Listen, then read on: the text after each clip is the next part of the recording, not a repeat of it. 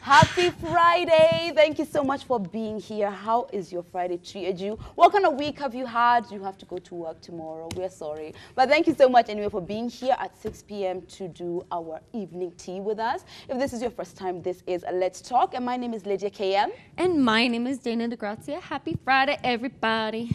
And my name is Moses. Sauce. Come in with the sauce, okay. I know so many of you do ask for a meal presence in the table, and we have really attempted, especially in the last couple of weeks, to just bring some presents where you feel like we're not just all dominating. It's not all girl child. Yeah. We've brought a boy child for you, so it's gonna be an amazing Friday show. Thank you for being here. Absolutely. You have asked for the opinions, and without resentment, because we're always happy to have a handsome man at the table. That's me. Yes, it is. So before we get into who you are, we're gonna ask a little bit of your opinions on some things, okay? We want people to really get a vibe for you. Okay. So without further ado, it is time for Hot Talk. Come and take a seat, girl. This is what you need. Let's talk. Let's talk. Let's talk. Let's talk. So today we're gonna just have like a different kind of hot talk, and we just want to talk about some of the things which, you know, just some hot topics which I guess a lot of people are passionate about and not sure exactly what, they would like some advice. So first topic of the day is, when is the right time to bring that bae for holiday? You know, like, you know, when is it that time for you guys to start kind of merging your Christmas, you know? And that's a touchy one, because you get to meet my extended family, you know, or like my very intimate family. So that's a big one. For me, I feel like we're talking about minimum a year. Okay. Minimum a year of dating. I get it. Like official dating. Not since I known you, like officially dating. What about you? I think it depends. But, the sooner the better. Because you want to... Okay. So if you guys get together in November, are you like ready to go? Not really, like, maybe I think a year is good, but you see, if you don't do it sooner, you need to know what's ahead. Because if you stay like for 5 years and then one time you introduce this person home and the two of you have kind of gelled and everyone at home is like, we don't like them. True, you've invested all that time. How do you get rid of them?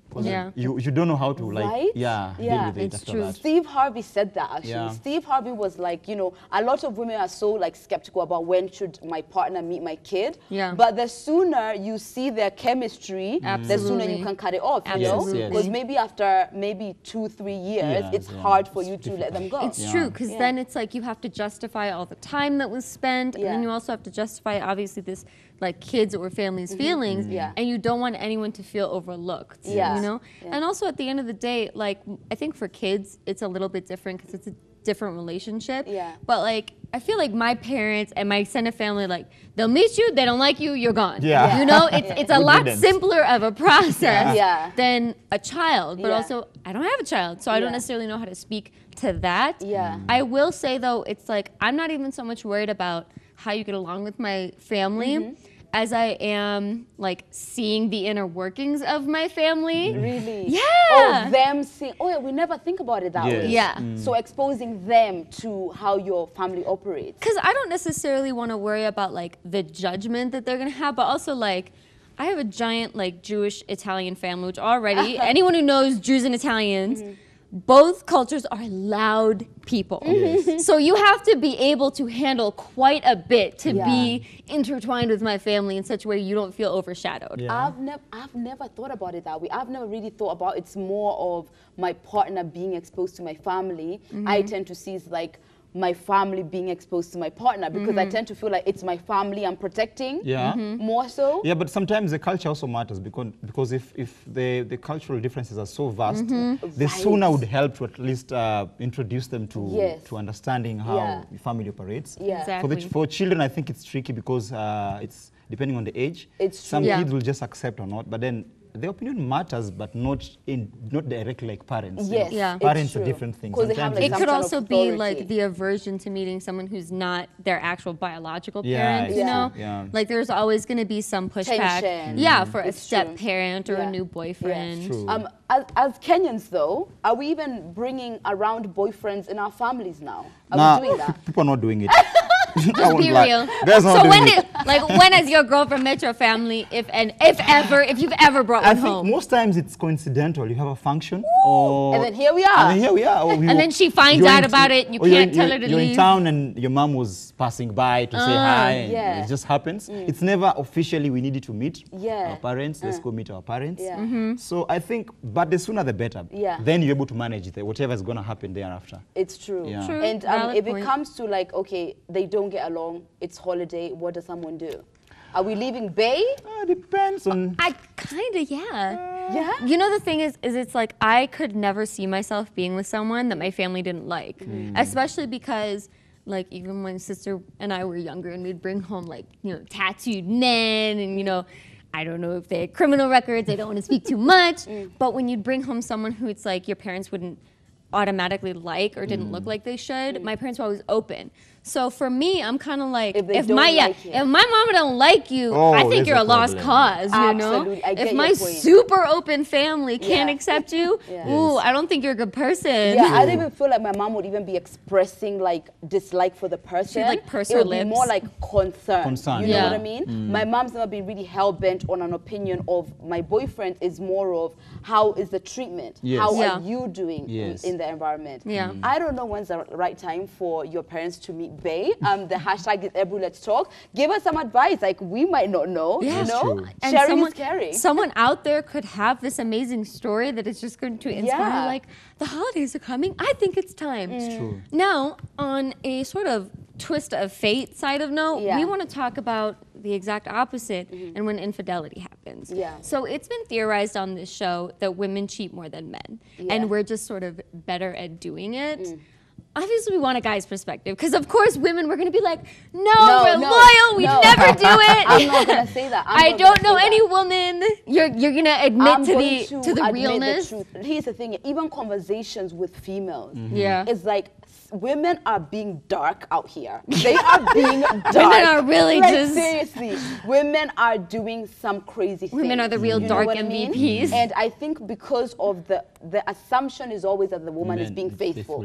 So for a man to even switch his brain towards she's being unfaithful, first of all, the ego is not even letting him, you know? Sometimes the guys get told by their friends, I saw your girl kissing, and it's like, no. nah, there's no way. No chance, never. Not possible. Do you know what I mean? So I feel like because of that presumed innocence, it's just easy for women to just do it and just get away with it, or just because you never notice, you know? But the other side, the man is always presumed guilty. So as soon as you walk past a girl, I'm like, you're skeptical of other women. I mean, as a man, we ideally, when you look at women, I mean, on a level-headedness, we assume that ladies are nice, that they are good. And, true. I want to be a nice lady. So we don't expect them to do anything funny. When it comes to cheating, it's a conversation that's been ongoing. That women cheat better.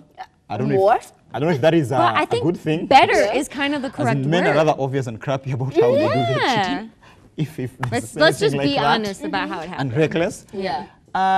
So I don't know.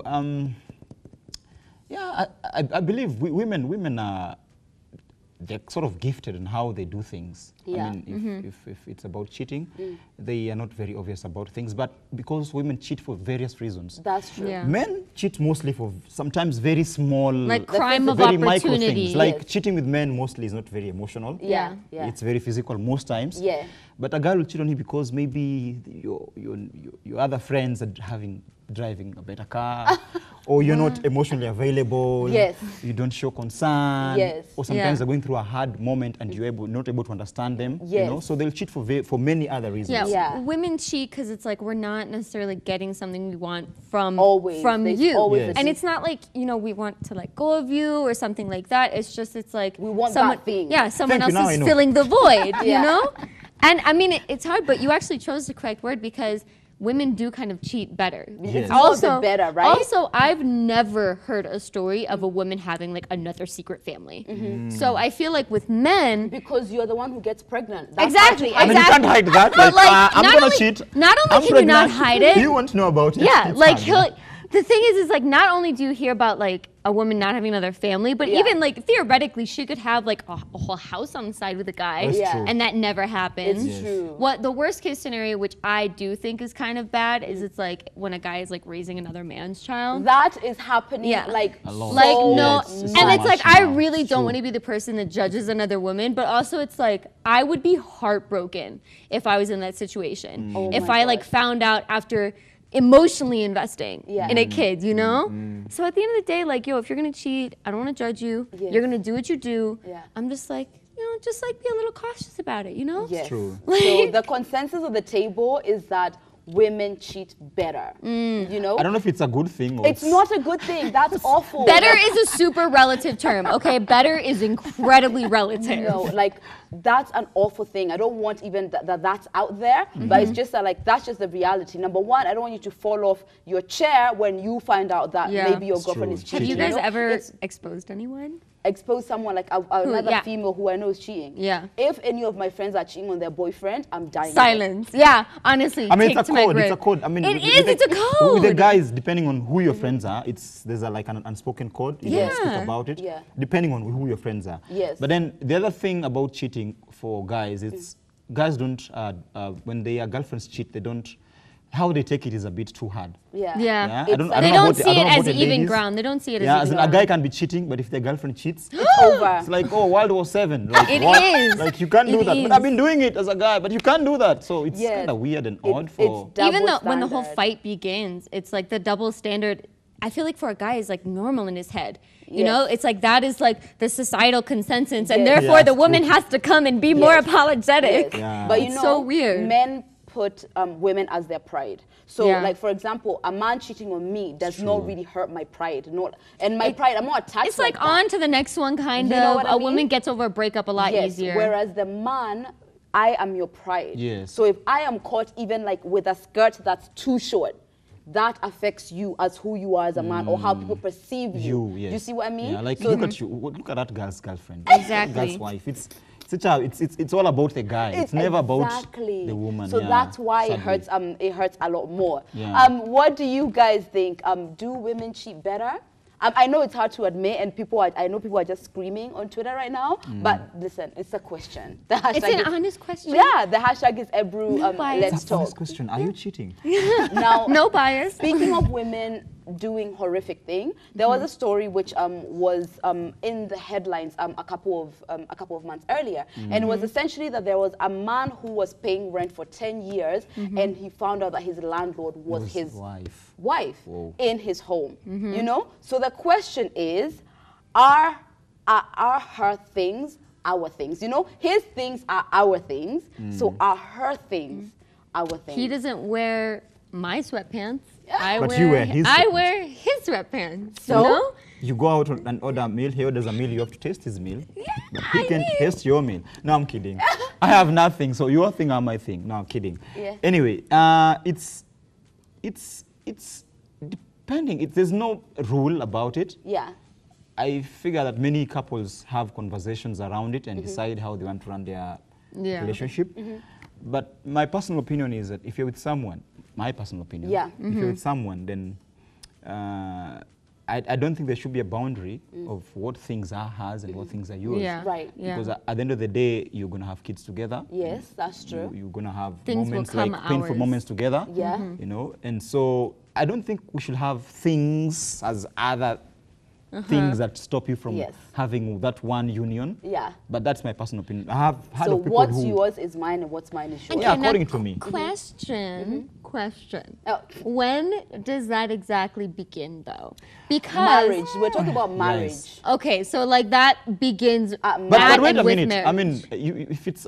because you didn't borrow like a boyfriend's hoodie. You borrow some money when we are dating. See, that's it. Those are borrowing. You see, but you when have to pay back. no, not necessarily I have to pay back, but you see, I'm coming to you with like a question of money. Whereas with my husband, it tends to be a question. I need to do this, and even without me having to ask you, you are like, okay, I have X amount of money in my bank. You know what I mean? Yeah. It's like I have access to your things more. Yes, yes. You know, Yeah. but a girlfriend or a boyfriend, I'm gonna need to What ask. about the phone?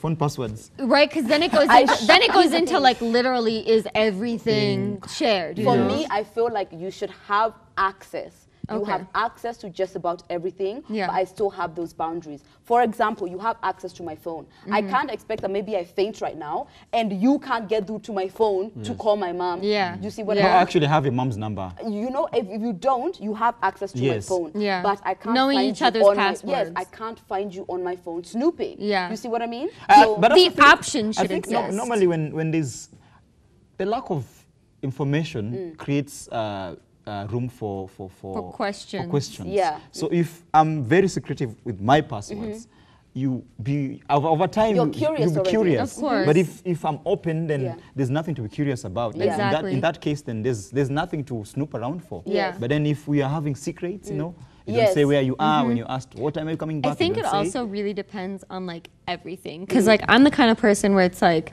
I'm secretive about like my past experiences. Yes. Like I'm definitely secretive about experiences and a little bit of my life. But as far as like things and as far as like the present day, I'm like open book. Open. Ask what you want. What's mine is ours. Because the thing is, Yes. it's like if I want you to succeed and what's stopping you from succeeding is like a little bit of money or a little bit of something. Yeah. Then at the end of the day, like I want you to win. So It's I'm true. just gonna keep pushing you forward Yeah. like that. I feel like traditionally, you know, it's always been that the woman comes into the man's life and shares what what belongs to the man. So even though it's like you won't really hear like, you know, men being so vocal about, you know, if my wife has a house or land, then it's ours. They don't tend to do that. Because funny enough, like my grandparents, my grandfather is the one who bought the place The that land, they live, yeah. their land that they do, and that's theirs. But she inherited land from her dad, Okay. and that's hers. Yeah. You see what I mean? Okay. Even though she wouldn't be like, you know, you can't do anything with it, it's mine. Yes, but true. even in the way it's seen, it's seen to be Yeah, It's an my unspoken even thing, after yeah. even after I got married, like Jasper's parents were like, "This land is like yours." Yes. and like even the like a little bit of dowry, it's like it's yours to do with what you will, kind Exactly. of. But So- it's rare that you You make Jasper the would be distinction. told, Exactly. But Jasper won't really be told by your parents, or we have a car waiting for Dana that she's going to inherit. That It's you yours. literally, yeah, yours that too. literally you can't use or anything Yes. like But that. is- Like is- distinctions don't have to be made. Is this the question about things more about, I think it relates to the scarcity of resources. Yeah. My granddad, the father to my mom, had several wives, 5 of them. 2 of them were sisters. Busy guy. And Two of them were sisters. Yeah, and not Busy. traditionally they used to marry early, so by the Yeah. time he was probably in his 20s. But then you see, Was he rich? your father had those things, so they give you these things. Yeah. So modern day livelihoods, you find that sometimes there's scarcity of resources, so people fight about things so many times. Yeah. Because if you're very wealthy, you're not going to fight about small things like land, It's car, true. you know, house. Especially if the relationship ends, because Yeah. I know where I am right now. Because you know, when a relationship ends, even if it doesn't end on a super sour note, my first instinct is gonna be like, what I brought into this is what I'm I'm taking getting out of out of it. this, Yes, you know? it's true. And as bad as that might sound, like love has been lost, you know? Yeah. And I don't want my things lost, Yeah. you know? I don't want the things that I provided as benefits to be lost or Yes. something like that. Yeah.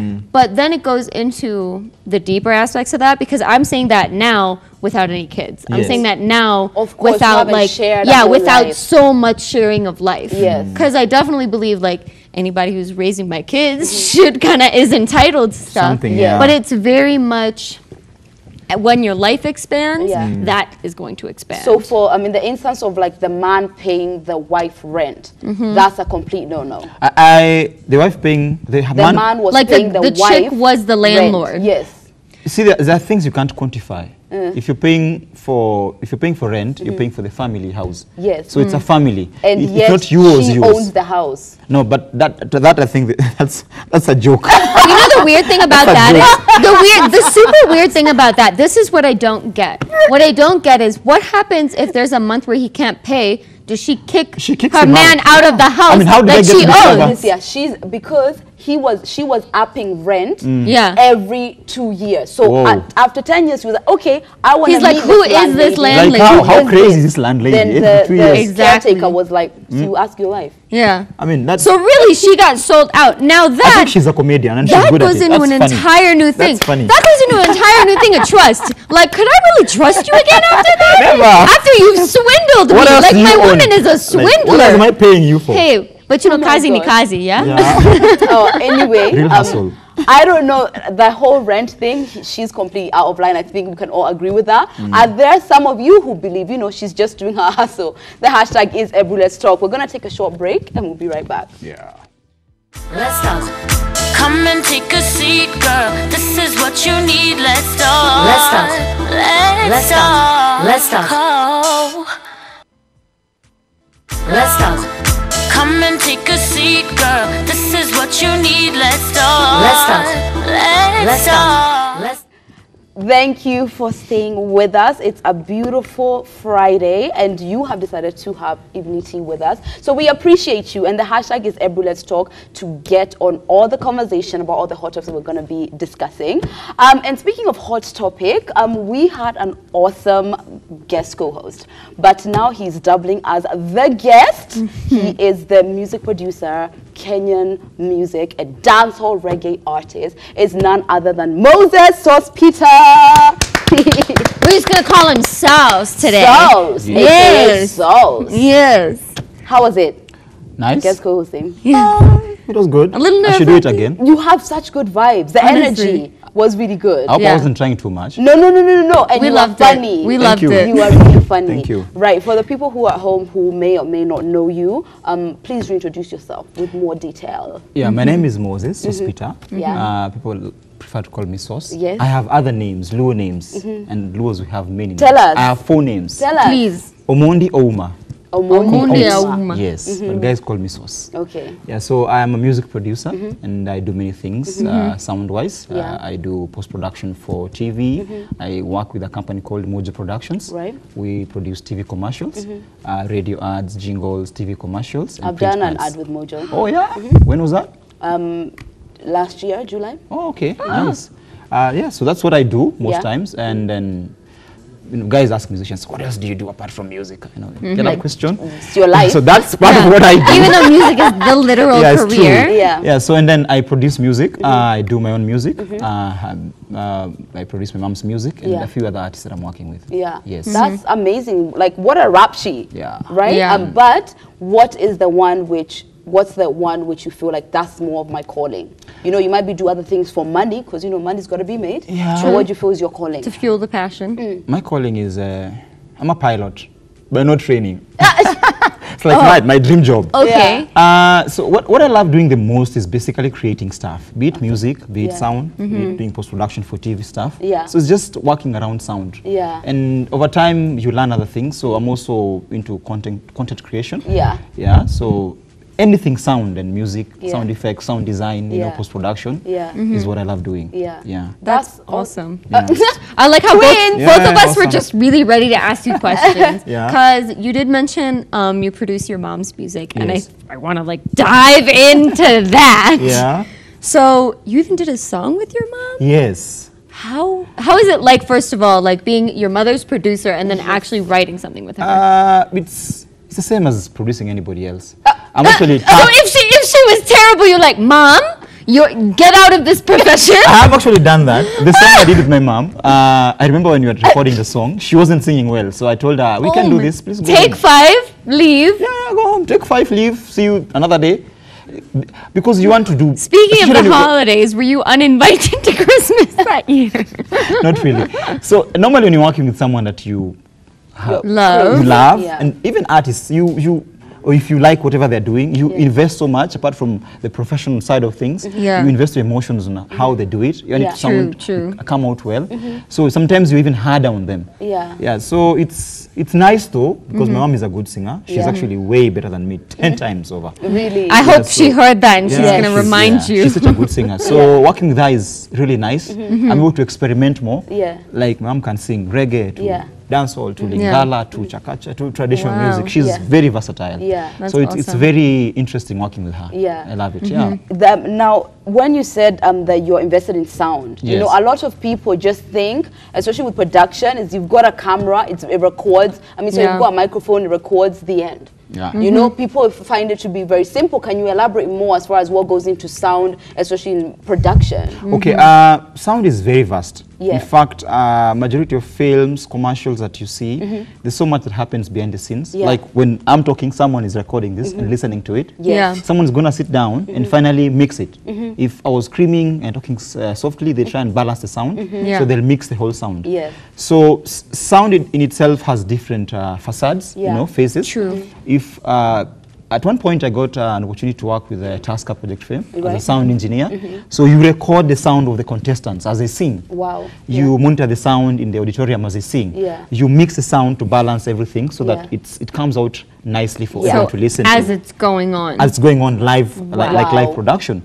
In studio, there's someone who sits behind the mixing desk. He's called a mixing engineer. Sometimes a recording engineer. They record the work, they mix it together. In film, after a movie has been shot, in fact, when a movie is being shot or a commercial, there's someone who records the sound. They have the big puffy thing. That's like a boom swinger. And then there's someone big recording. Puffy thing, real professional. A boom swinger. Then there's someone who records the sound. It's called a sound recordist. Then there's someone who sits down to edit the sound. It's called a sound editor. And then the sound goes after the film has been shot. Then they need to, if you're shooting the film, say in a noisy place, and sometimes the dialogue doesn't come out clearly. Someone records the dialogue again. It's called a re-recording engineer. And someone does the sound effects, does the Foley to make sure that I've seen that stuff. I loved watching those behind the scenes of them making the noises. So literally music creates like 100 jobs. So it creates, then eventually when the film is, if it's a movie, it's ready, someone sits down to balance the sound effects, the music, the voice. And there's also the scoring aspects of music, because there's a lot of films have music going on, some organic, synthetic sound, sometimes orchestra. Then someone does the final mix for the film. That's on the film side of things. Musically, there's someone who sits down to record the song. And then in very developed industries like in the States, in South Africa, in America, and Europe, and also in Kenya, because then we are jumping to that now. There's someone his work is just to mix. You record the music, he's given the music, he mixes. Then finally someone sits down and does what is called mastering.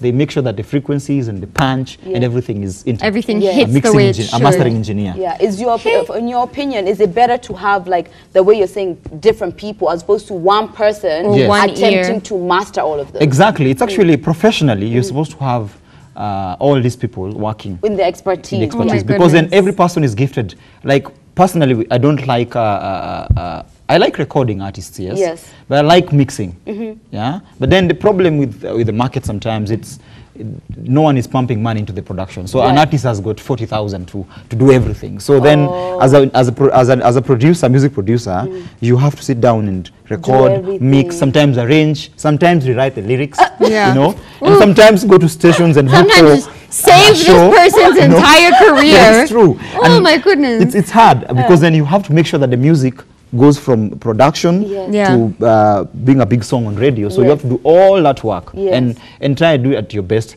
But you see, the thing is, the beauty of life is that we're all gifted at differently. So in very advanced industries, this process of production is broken down into all those formats. So preferably, that's the best way to do it. And for musicians who are making money even in Kenya, you should actually go for that, because when you do that, your music comes out better. I mean, sometimes you play ear for each you play a local song against, say, an international song, like one of those European songs, and you feel the difference in the dynamics, in the punch, in the quality. Is because all this are being done by different people out there. That's true. But here, one person does everything because of sometimes the money. Wow. See, even think about how many steps go into music. Or for even the guys who go out to shoot documentaries. Sometimes you find the cameraman is one recording, and then sometimes one editing. To create just general audio-visual arts. Exactly, because the person paying possibly doesn't have the budget. I don't have budget for the sound guy. They always say there's no budget for the sound. But you know, like if that's messed up, then everything is messed up. And then for competition-wise, I mean, the whole world now is a global village. I mean, if someone is good in fashion in Kenya, they can be competitive in New York. 100%. So if you're good in film in Kenya, you can be competitive elsewhere in the world. So we need to also bring the professional aspect of things in our own country, so to raise the bar of everything. It helps. Yes. And now for somebody who maybe like they just have their little gadgets at home and they just experiment and they seem to just feel like they have a passion for sound. You know, how does someone get into this industry, or how did you? My personal experience, sound is something that you cannot learn. You can't learn sound. You have to Let love me break your sound. hearts. You have to love sound. Here I was and thinking. You have, sorry to burst your bubble. I mean, you have to love sound, number one. Number two, you need to have either the ear for it or a gift for it. Because modern sound is mostly learned because of the technology, equipment, but then you have to have an ear for it. If your ear, because sound is mostly about frequency and dynamics. Two things, frequency and dynamics. So dynamics, you can learn things to do with compressors, I don't know how to say it for the layman. And frequency is just equalization. So my process of learning what I do today began way back in church. My mom used to drag me to all the crusades, all the places she went for singing. So I would accompany her, and sometimes I would help with sound in church. So when I grew up in that field, so my ears were tuned to, you know, listening better, hearing better. Sometimes I would train a choir, sing with a choir. So by and by, I got to become better. When I finished high school, I wanted to do three things. I wanted to either do IT, or be a pilot, or a producer. But then I didn't have the financial ability to do so. So, you know, in life, you have to start where you are. You can. So I began walking around studios, you know, loitering all over the place, seeing what guys are doing. Showing your face around. Showing your face around, and following guys who are doing this work to see what they do. And my first job was in a cyber cafe. I used to work as a cyber cafe attendant. You know, those guys who, I mean, kids of nowadays know what cyber cafes are. They don't know what that is, right? I feel like they're around. It's the place where there's computers. There's computers. Those days, and maybe some coffee. When you say that now, it sounds so funny. Right? It's true. You have internet on the phones. Anyway, so I used to sit in the cyber after work and just read, check videos on YouTube. In fact, one of the guys who gave me a big break, thanks to Msioka of Homeboys, from Homeboys, now of Decima. I met him in the cyber and he introduced me to Homeboys. And a few other friends who gave me opportunities. So that was my process. But then I had to also learn the technicalities, the technology, which internet helps you now. YouTube is like a university. It's true. You know, they don't give you certificates there, but then it's a school. But you still, that's how you learn. That's how a lot of people start. They, you know, they sort of do like self-motivated teaching kind of thing. So starting from like choir, going from there, doing other things, you know, you're talking about every job. I kind of have to ask a question that I feel like is, I don't know if it's rude, but it's going to discourage people. So all of this stuff goes into a song. Can someone who has a bad voice be a singer? Bad voice, like, no offense to Jarul. Well, what I'm trying to say is that bad is relative. Let me tell you, let me sing. Happy birthday to Oh, goodness. You. First of all, save that for game time. Save that for game time. Is my voice bad to you? So what I would say is... American Idol, does she have it or not? Wow. Does she have what it takes? Because of course everybody's wondering at home, because you know, I mean, I think every little girl at one point thought, I'm going to be a singer, I can sing. And then when leave alone even the work ethic it takes to join the music industry. But some people talk about, like, are you born with it? Or does it get created kind of thing? I mean, it's been a discussion. We had, recently I was having a conversation with my friend who is a neurosurgeon, and we were discussing about, when you're born, are you born with the ability to become a neurosurgeon, or can you learn it? Now with music, music has become quite not what it used to be.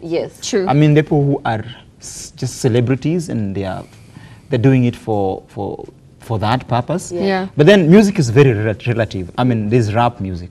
True. There's other genres of music like it's called opera, like where opera, and then there's other forms of music where people like poetry, which is not about how good your voice is. But then there's the singing. So when you talk of music, it's very vast and very broad. So if you want to be a singer, then you need to have their voice. The talent. The talent to sing. If you want to be singing, you've got to be. Nevertheless, some people start singing badly, and over time they grow their talent and become better. I feel like J-Lo. Yes, yes, J-Lo exactly. could barely sing before. Yeah, no, like she wasn't that great. Yes, but and now by training and by my nurturing. And also, and you all know, that. vocal cords are just muscles. So if you do not keep on singing, they kind of dwindle. And so you over time strengthen a well. muscle the same way. And you can also abuse a singing voice until it can't sing properly. Yes, true. Yes. So not everybody should go out and sing. I mean, it's a dangerous career. Don't do it. It will take everything away from you sometimes. But yeah, there are people who can actually sing and people can't sing at all. And a majority of guys unfortunately can't sing. And like auto-tune. And if you can't sing well, there's karaoke. There is karaoke and there's spoken But then there are word. guys who can't sing, and you see, like you said auto-tune, for instance. Auto-tune is a pitch correction software and hardware. That's how it was invented. But sometimes people abuse it. T-Pain. No, T-Pain is a. But T-Pain, like, was a trailblazer kind If you heard of T-Pain's first album, it's called Epiphany. It doesn't have. I don't think there's a song there with auto-tune. If you listen to his singing, it's proper singing. Because T-Pain is a good singer. He is. Yes, he's actually a good singer. And he was a pioneer in his field. Yes. I heard some of his like a cappella. Yes. Fantastic. Yes, fantastic. But he did introduce it to to the mainstream culture. So even if you're not a good singer, there are things that you can do, but I don't encourage you to do that. I mean, because then over time you need to be a performer who can sing on stage. But there are guys who don't mind. But then, you know, with demand, people want you to sing on stage, and then you go there, you can't sing your own song. It becomes embarrassing. So, for example, a couple of weeks ago, Vera Siddiqa, her first song. You know, like, and we were like, whoa. What? You know, that was literally the first time I've ever heard her voice. Right? And no one pays attention to her voice. Some people are like, you know, the song is nice and she's got the money to have this production done. So why not? And for you, is this like abuse of autotune? Or abuse of money? Honestly speaking, I haven't sat down to listen to the song. No. Like to try and judge it. I just had a snippet of it. I was like, oh, Vera is singing. Okay, I'm busy. I'll listen to it later. Okay, I'm busy. You know, I'll listen to it later. No offense to her. And I do respect everyone's hustle. The thing is, I don't know why she's doing it. So in terms of quality, no quality, I can't speak on her own behalf. Because I also haven't listened to the song to say, because no one has said I'd be the judge over her on that song. But autotune can be used for the betterment, because, you know, sometimes there are electronic things that you want to achieve with sound that you can't get. So it sort of becomes a blessing to use it. But then there's also, you can abuse it. Like there's some songs that have become hit songs for abuse of autotune. They're sung badly, then you're like, what is that? And that really kind of goes into, I feel like a lot of people will enter into something, like Drake, for example, and obviously it turned out well for him, but he did start off as an actor, and then it's like, I'm going to go into music now. Do you think a lot of celebrities are going that way and treating music as like a by the way almost? No, the thing is, in life, people evolve. That's the beauty of being an artist also. There's a few songs that Lil Wayne did, rock songs. You see? So, and over time, Diversify. Snoop Dogg sang reggae songs, done all these other things. You diversify. He's done some gospel songs. You know? Yeah. So, in time, sometimes you try and see what else can I do, and it's not a crime. I mean, no one should hang you for it. And if you can do it well, why not? So if you start out as an actor and you think you can sing and you can try it. There's no offense. It's not a crime. I mean, just try it. I think so. So yeah, we but then expect your Vera Siddiqa critique sometimes. So it's not an offense. You can actually try it. But then for established musicians who are really good, sometimes experimenting is not the way to go. I mean, the guys who are good singers and then they try and rap, then it comes out as a disaster. Or they're good rappers, then they try and sing, and it doesn't work. I don't think Adele should ever rap. I mean, we love her singing, so exactly. And even rapping is not just a talent; it's an art that you develop. I mean, like the game, for instance, began rapping quite late, but he's a brilliant rapper. He raps well, he writes well. So you can also learn it, but then also ask the opinion of professionals and guys who know what they're doing before you do it, because then you can embarrass yourself big time. And speaking now of professionals, that you have gone a place in your career where most people would look up to you as far as mentoring. Is that something which you invest in, or at least open your doors to? Over time, unfortunately, you tend to get very busy, especially in my 30s. So you tend to get very busy, because then your career starts to peak now. Right. In your 20s, most guys who want to make it in their 20s, I'm sorry, it doesn't happen very often. It takes years to be an overnight success. And then we are not. The unfortunate thing where we are, I mean, we are doing this in Kenya, Nairobi. Yeah. Most times, many parents don't allow their children to develop talents at a young age. We've talked about that so many times. So you see, in Europe, you'll find someone who's 16, a big artist, 12, a big artist, Justin Bieber, for instance, you know. It's true. So here, by the time you get to your 20s, when you're trying to navigate, you're trying to tell your parents, no, I don't want to be a doctor, I want to be a singer. Yeah. So it takes a while. So in my 30s now is when I'm trying to do much more. So you have very little time to sort of interact with people and directly influence them or mentor them. But there are people who I work with, and over time they're able to be influenced, and they just follow you around. Some just come as a blessing, and they want to learn. So you show them one or two things, and sometimes when you have time, I talk to people. I love talking. I'm very talkative. Yes. So Are you? Yeah, I mean, I talk. You've been so quiet this entire time. I couldn't even notice. I mean, you're two ladies against one. I keep my cool for the time you being. have kept up with us Until the wholeheartedly. moment. Absolutely. Wholeheartedly, you have kept up with us.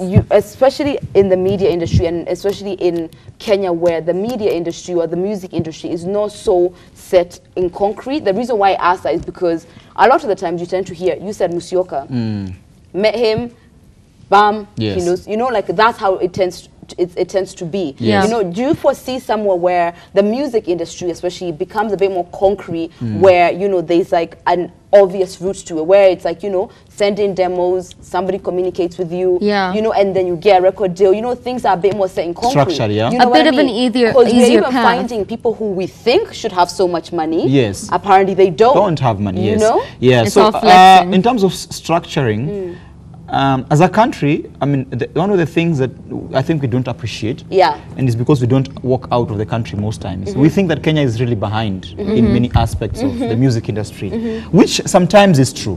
But then, in terms of laws, we are very advanced. Right. The application of it is what sometimes doesn't happen properly. In terms of structuring the music business, we are coming from a point, Kenya is 50-something years old, 54, 56, around there. And we have taken so much time to try and move forward in terms of developing our own industries, be it music, the film industry, and other fields. But I think over the last 10 years, things have picked up quite fast. Because for probably 30, 20 years, it was a bit slow. Initially, music was big here. Big artists record in Kenya. In fact, some of the biggest artists from Congo used to live here. You know, a lot of the printing presses for LPs were being done here. But then over time it went down, and now things are picking up, and the industry is kind of restructuring. The last 3-4 years, I began a group called I Made Kenya for music producers, guys who do sound design, music production, to just bring people together, because you know some of these things they need a consolidated effort. That's true. To structure the industry. I agree. Unfortunately, Kenyans have always been very divided. So trying to bring people together for the industry sometimes is very difficult, but it's changing. It is. And over time, I foresee things like blankets and wine. They're creating a platform for people to actually see the potential in the industry. It's true. It's true. And Doing younger artists. the fallacy has been that musicians are not making money. I know artists who make so much money. I mean, the artists in this country right now, I guarantee you have over 4 shows in a week, and each of them are not less than 150,000. I mean, that's better than some of the employment opportunities guys have in the country. It's true. And it's their passion. Yeah, so it's over time, it's going to happen, but it will need all of us as Kenyans to come together and work towards it. And I remember last week I was recording, there's a podcast I normally do with a lady, and one of our guests last week was Mudhoni, the drama queen, and she was talking about how now we have songwriting forums like they do in the States. There's like a clinic, guys come and do songwriting. And she was telling us on the podcast that by 2020 things are going to be very different here. That's true. You know, in Kenya is like a very difficult market. If you make it here, you can actually make it outside the world. anywhere. It's true. The hustle in Kenya is very real. It's very real against all the odds that we have. You know, sometimes the airplay is not for the local artists not that great. Unlike other countries. So it's coming on by and by, but I think it's upon the people in the music industry to come together and shape it. Because there's no industry that is shaped out of the vacuum by the vacuum. It's true. It's the people who actually come together and create it. 1,000%. I agree. So we're incredibly excited to talk about music, but more importantly, we're incredibly excited to create music. So I hope that gives you a little hint as to what game time is going to be, because it is officially time for game time. Embarrass me. Take a seat, girl. This is what you need. Let's talk. Let's talk. Let's talk. Let's talk. Not fair. Okay, Yeah, no. You know the camera is on her the whole time, and you guys are just hearing our bad. Why are you guys such sore losers? Okay. Can I win? Can I win? No, you shouldn't. No, you shouldn't win. Okay, but on a serious note, when are we forming our musical group? Because I'm just feeling a harmony right here. Obviously, I'm going to be the lead. Really? Obviously. I mean, at least I'll take a back. I'll just produce. Yes, you produce. You can dance, right? You can dance. There you go. You choose me. You choose me to dance. Me of all people to dance. You're such a good sport. Thank you so much. That was for being really here. fun. Thank you. It's funner when everybody fails at it, by the way. No, the last song was easier to do. Yeah, no. It was an encore performance. That's what the losers say. I hope it doesn't expect for me to sing better because I'm a producer and an artist. No, Yeah, not at all. I feel like that's what we expected. No, we caught you off guard. We will own that. We will own that. Yes. It's December. Everybody's on holiday, okay? Where can people get you on social media? All right. On Instagram, I have 2 accounts. Yeah. The Sauce_Moses. Sauce for SOS_Moses. Yeah. And Sauce_Moses Daily. Right. I'm on Facebook as Moses Sospeter. On Twitter at M Sospeter. Right. Okay. M Sospeter. Okay. Yes. And do you have anything that's coming up? Any news or any announcements or anything you'd like to let us know about? Anything? I've been working on my album for the longest. I finished last year, but then this year was things were on a go slow, so I didn't do much as I wanted. Hopefully next year I'll have more videos coming. Yeah. But I'm working on some more videos. But the album is the album is ready. just, Actually. The album is ready. just at the peak. Yes, Yes. bring us, Awesome. give the people what they want. I will, like, I you should. know, Yeah. some people say it's never really ever ready. So just True. the courage. And That's true. That's Valid true, actually. point. It's true. Because Exactly. sometimes as artists, you go to studio too many times and you're like, no, can I add something? Exactly. No, I think, I found a new You could sound. look at it all your life. Can we change It's the chorus? Yeah, you could look at it Yeah. all your But life. yeah, no, thank you so much for being here. And Thank you. please, whenever your album does come, definitely make sure to stop by. Sure. And we be the first who hear the music. And Thank you. we appear Yes. in some, because if I'm going to be the dancer, I got to be dancing in Yes, something. You know? exactly. I got to be dancing in something. Thank you so much for being here with us, and thank you for being here throughout the week. It's gonna be a good weekend. I'm hoping. I need some rest. So we are wishing you nothing but an amazing weekend, and we'll see you all the way next Wednesday. Have an amazing weekend. Bye bye.